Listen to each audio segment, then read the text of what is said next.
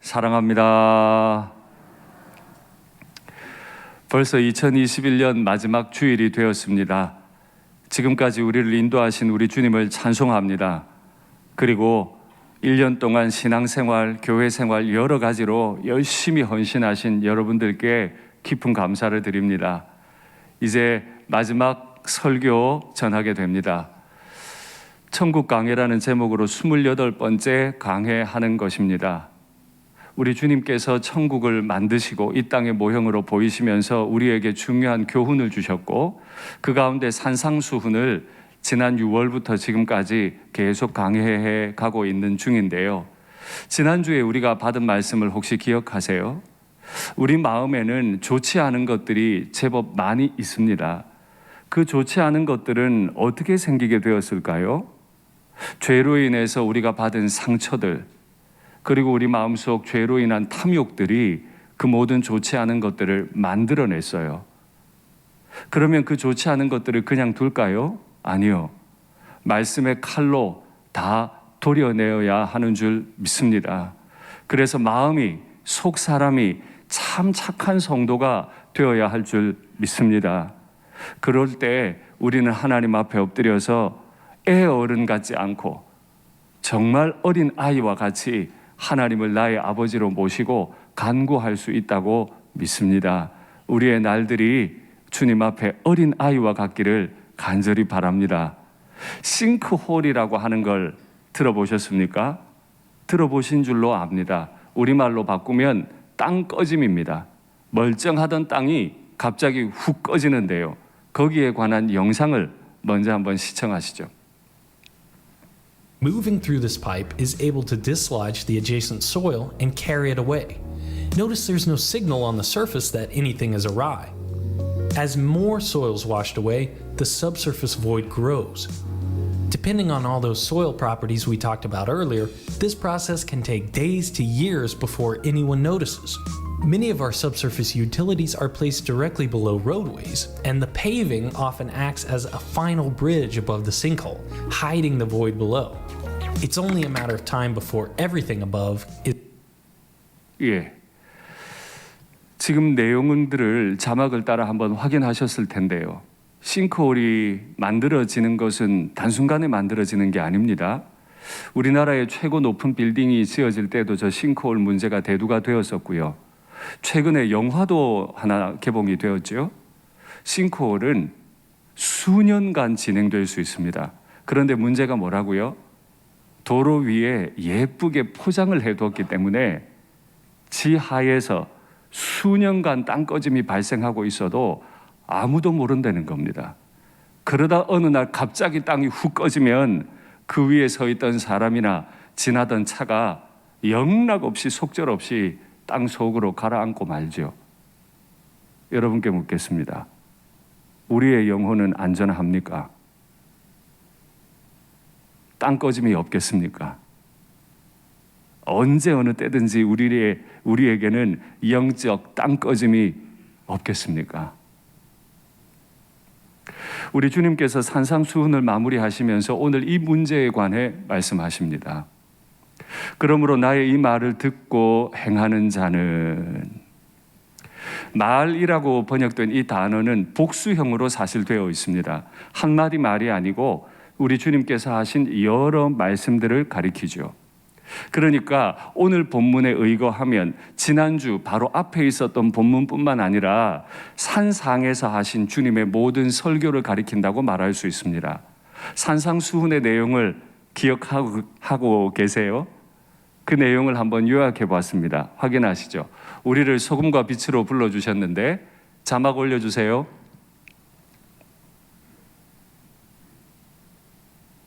자막이 안 돼요?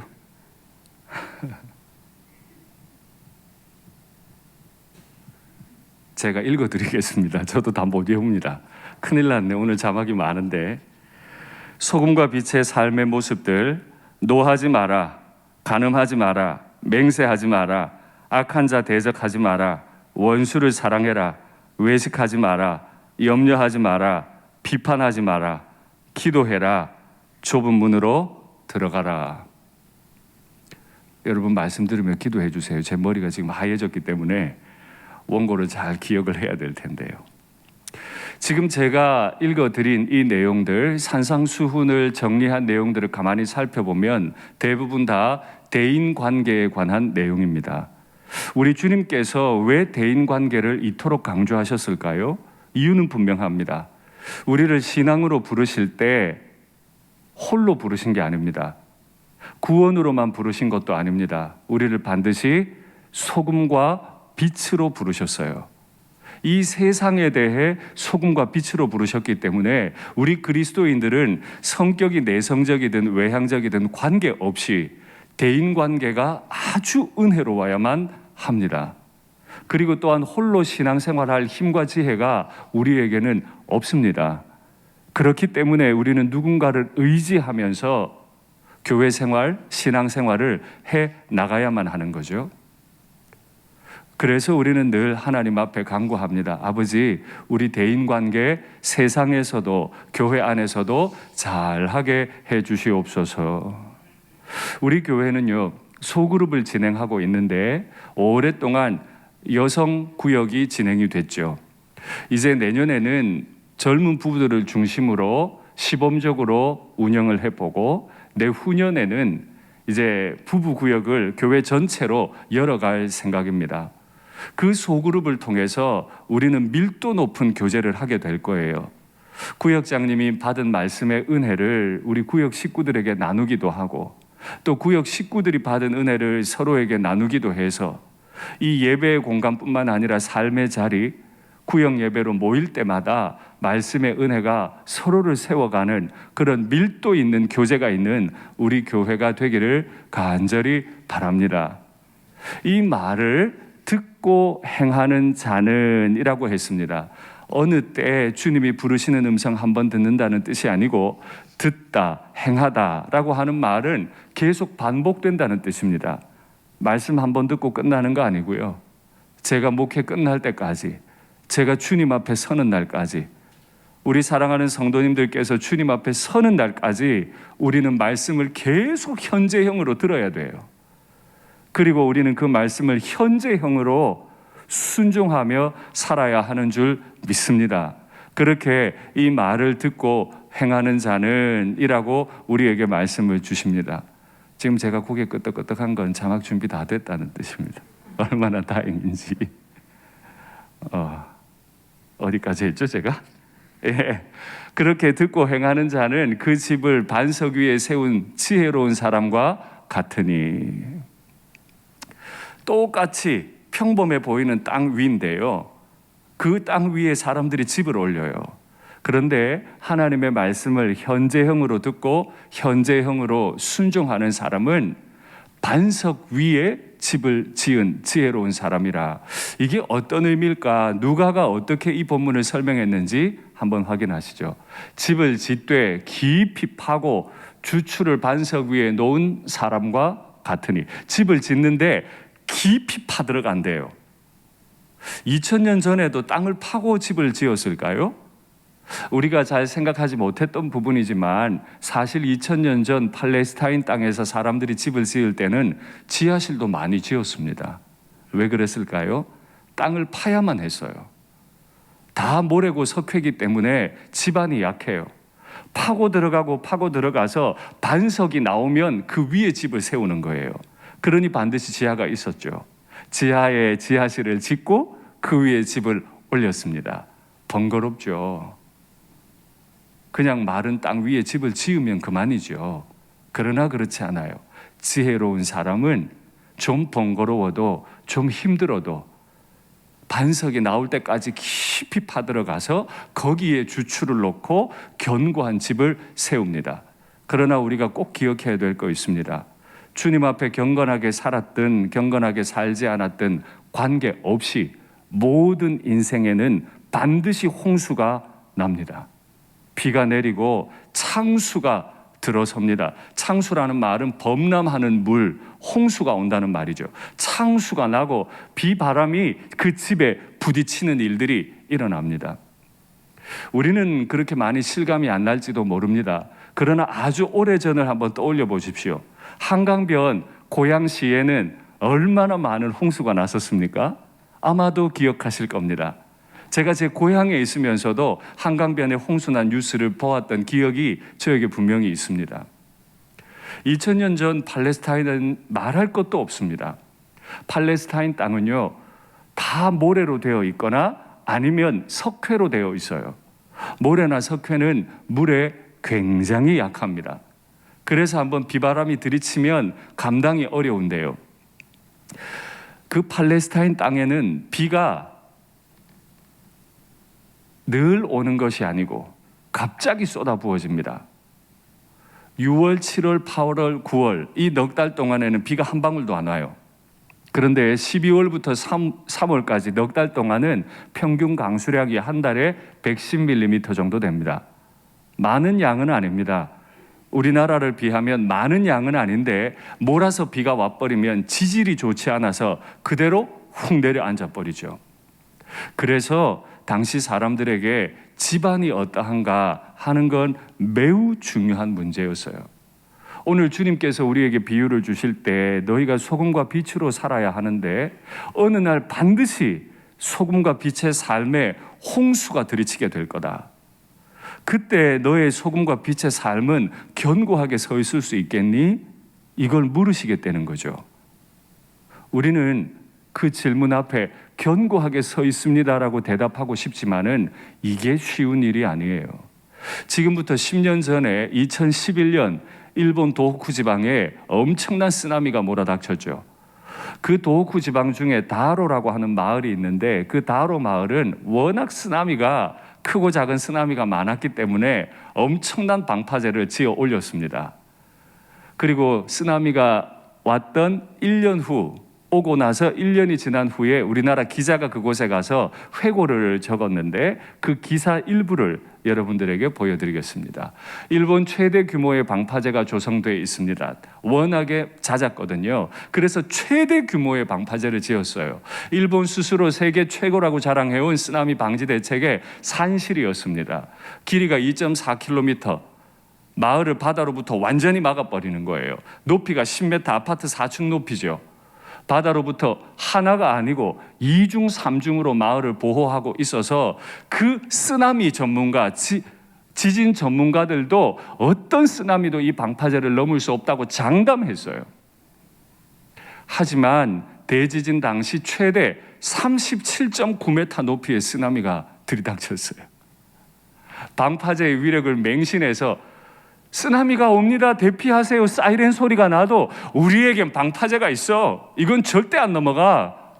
대피가 늦어지면서 전체 주민 44,000여 명 중 4,400여 명 중 5%에 가까운 184명이 목숨을 잃거나 실종됐다. 저 5%가 얼마나 많은 숫자냐 하면요.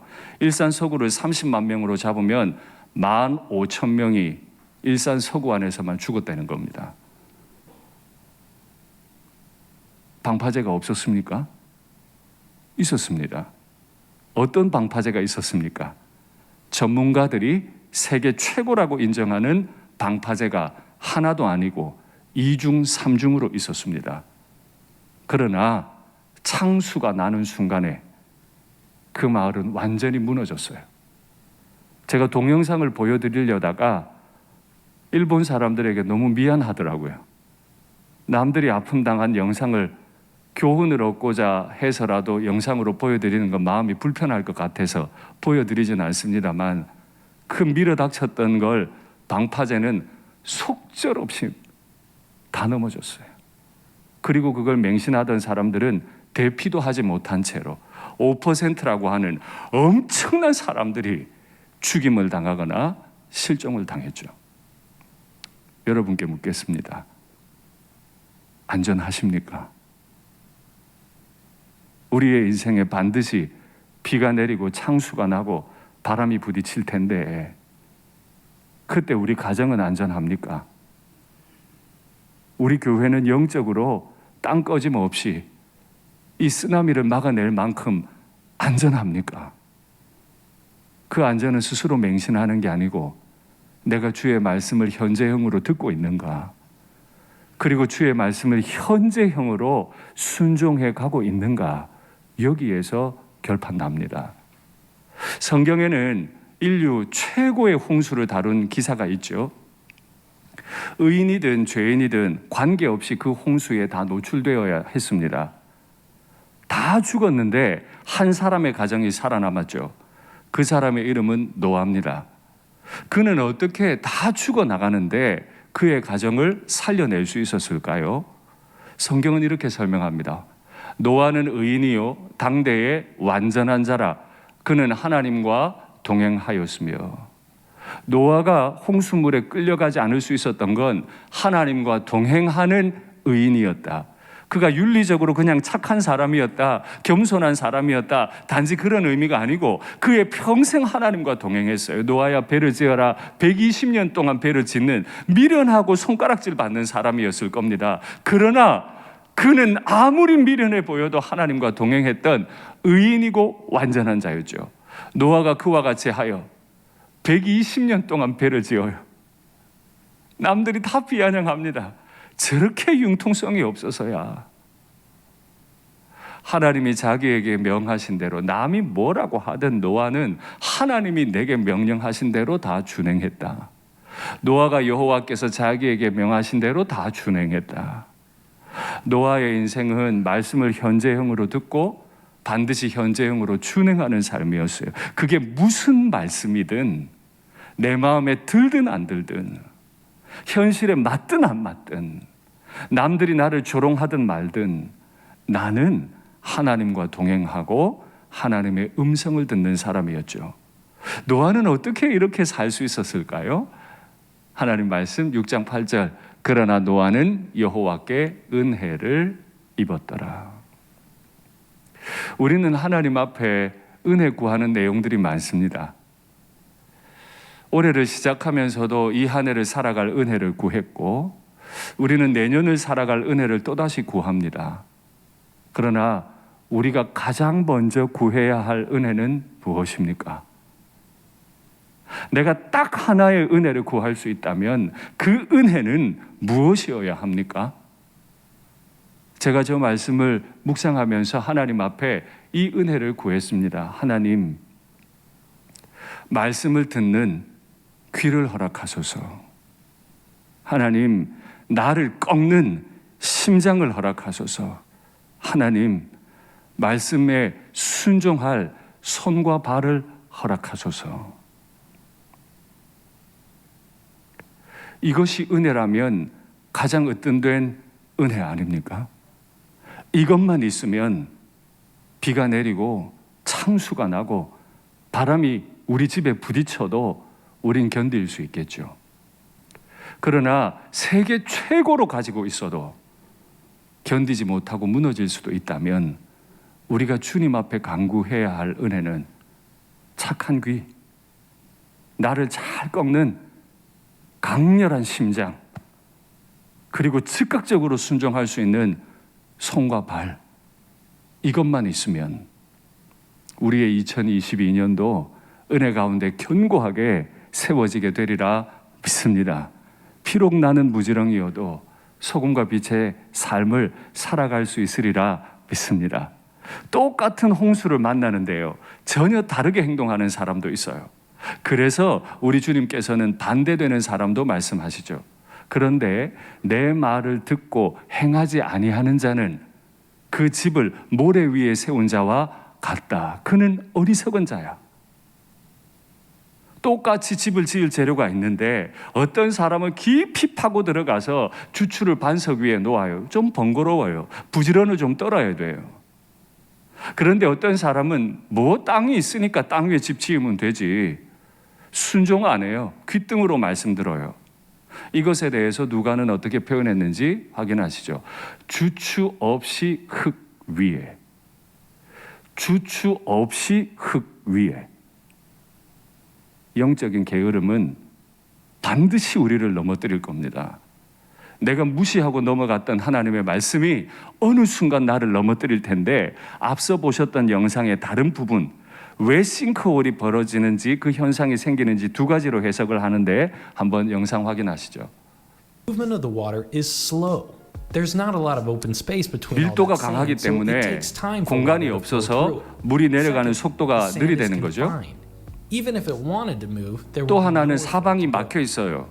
If those 옹벽이 two 있어서 물이 conditions go 빠져나가지를 않아요. 근데 이 두 가지 조건이 없어질 때 바로 저때 싱크홀은 발생한다는 거죠. 그러니 이렇게 말할 수 있겠습니다. 내가 매일매일 하나님의 음성을 듣고 순종하는 것을 밀도가 높은 땅, 그래서 물이 빠져나가지 못하는 거예요. 땅이 가라앉지 못하도록 밀도가 꽉 차 있어요. 우리의 하루하루는 하나님의 말씀으로 가득 차 있습니까? 저녁에 잠자리에 누울 때 내가 주의 말씀에 순종했는가 안 했는가, 주의 음성을 잘 들었는가 안 들었는가 생각해 보면 밀도가 꽉 차 있습니까? 그리고 또 하나요. 내 마음에서 뭔가 흐트러져서 빠져나가려고 할 때 뇌 좌우에 형제들이 버티고 서서 날 위해 기도해 주는 동역자들이 딱 버티고 서서 내가 무너져 내리지 않도록 옹벽이 되어주고 있습니까? 그래서 오늘 우리는 두 가지를 주님 앞에 구하려고 합니다. 아버지, 말씀을 현재형으로 듣고 현재형으로 순종할 수 있는 밀도 있는 신앙인이 되게 하옵소서. 그리고 우리 교회는 서로가 서로에게 옹벽이 되어주는 밀도 있는 관계가 있는 교회가 되게 도와주시옵소서. 예수님을 믿고 예수님이 세운 나라에 들어가는 데는 그 어떤 자격 조건이 없습니다. 그러나 예수님의 나라에 들어갈 때 한 가지 동의 조건이 있습니다. 다른 자격은 필요 없는데 동의를 하나 해야 돼요. 그 동의가 뭐예요? 말은 하는 게 아니고 듣는 거다. 여기에 동그라미 해야 돼요. 이게 가입 조건이에요. 말은 하는 게 아니고 듣는 거다. 말 자꾸 하기 시작하면 들을 귀가 사라져요. 말 자꾸 하기 시작하면 손발이 굳어버려요. 그래서 예수님 나라에 들어갈 때는 말은 하는 게 아니고 잘 듣는 거다. 이 조건에 동그라미 해라.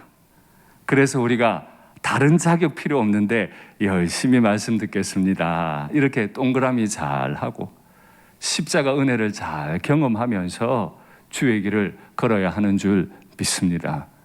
무지렁이인 우리가 어떻게 이 땅을 천국으로 만들겠어요? 무슨 능력이 있어서 이 땅에 소금과 빛으로 우리가 살아가겠어요? 우리에겐 그런 능력이 없어요.